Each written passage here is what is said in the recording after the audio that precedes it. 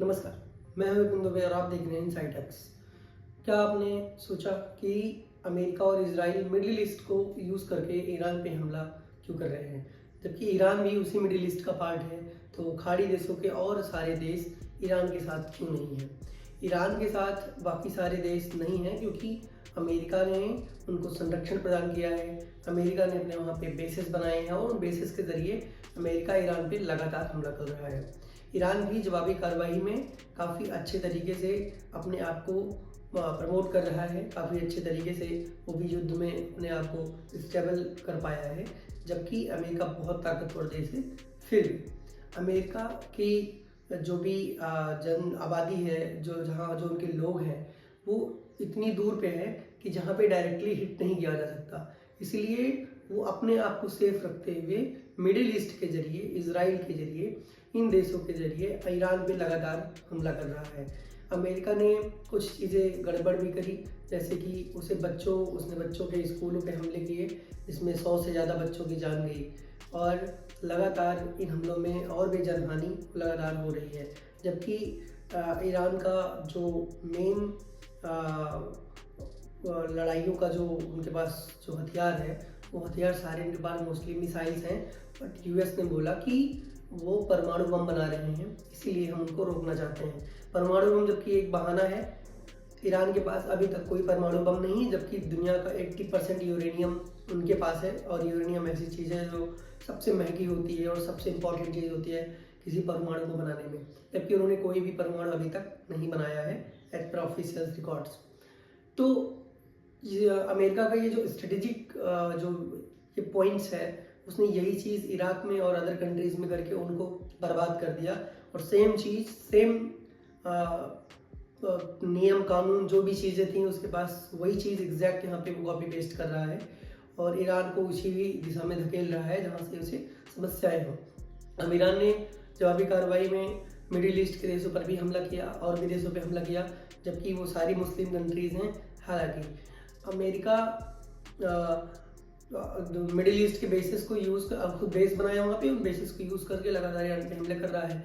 Iran ने ये बोला है कि हमारे कंट्री को बर्बाद करने के लिए या हमारी कंट्री से युद्ध करने के लिए अब जो भी साइड के जो भी कंट्रीज़ के बेस यूज़ किए जाएंगे उस पर हम हमला करेंगे।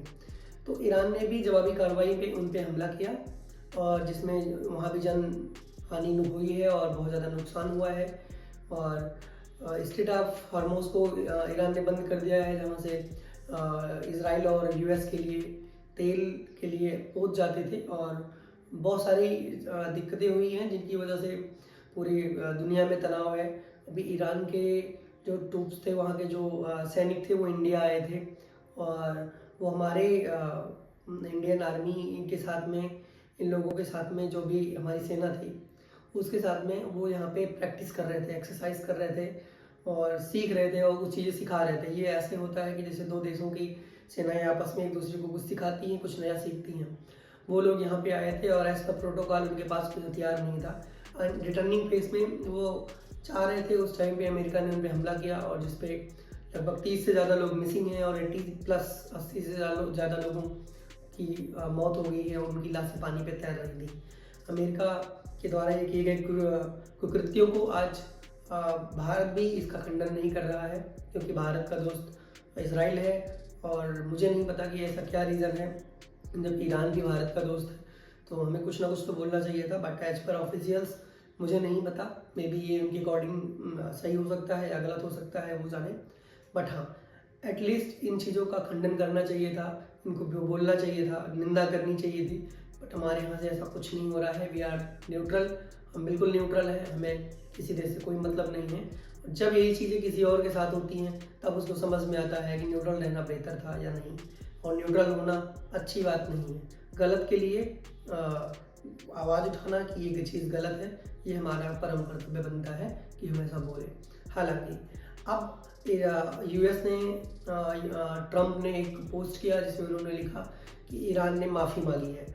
ईरान ने मिडिल ईस्ट देशों से माफ़ी ये मांगी है, ये बोला है कि हम अपने अड़ोस पड़ोस के मिडिल ईस्ट देशों पे हमला नहीं करेंगे, लेकिन अमेरिका ने बोला है कि हम उस पर अब और तेज़ हमला करेंगे।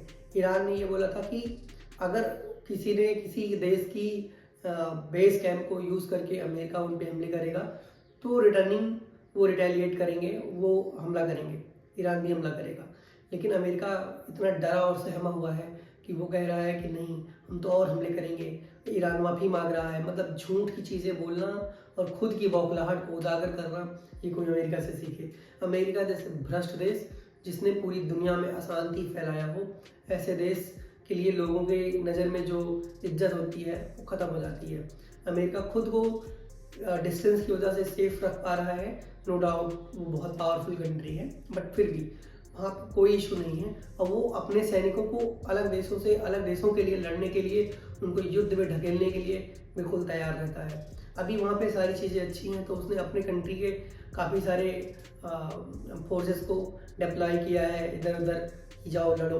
और उनकी अगर वो मारे जाते हैं या उनको कुछ दिक्कतें होती है, तो यहाँ पे ये एक्चुअली इजराइल और अमेरिका का म्यूचुअल कनेक्शन है। उनके आपसी कनेक्शन की वजह से ही ये ईरान पे तेल की चीज़ों को लेके, सिर्फ तेल की वजह से और यूरेनियम की वजह से ये लगातार लड़ाइयाँ किए जा रहे हैं, जिससे इनको उन चीज़ों पे कब्जा मिल सके। और भारत भी इन चीज़ों में बिल्कुल न्यूट्रल है, किसी देश का कोई सपोर्ट नहीं, किसी देश का कोई समर्थन नहीं। जबकि दुनिया जानती है इसराइल से हमारे अच्छे कनेक्शन हैं, यूएस से भी ठीक ठाक हैं, बहुत अच्छे नहीं हैं, ईरान से अच्छे थे। लेकिन हम इंडिया ने ईरान के लिए ऑफिशियली कोई पीएम मोदी ने कोई आवाज़ नहीं उठाई और कुछ बोला भी नहीं। एटलीस्ट इतना हम बोल सकते थे कि ये चीज़ें नहीं होनी चाहिए, बट ऐसा नहीं हुआ। हालांकि बने रहिए हमारे साथ। अगले वीडियो में मैं आपको कुछ और इम्पोर्टेंट चीज़ें बताऊंगा। तब तक के लिए नमस्कार, धन्यवाद।